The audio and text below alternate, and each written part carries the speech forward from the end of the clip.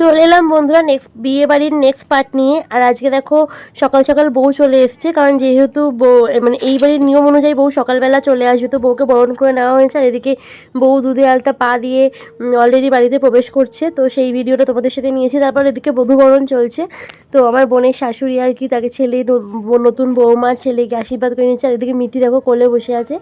এরপর মা আশীর্বাদ করছে, তো এক এক করে সবাই আশীর্বাদ করবে।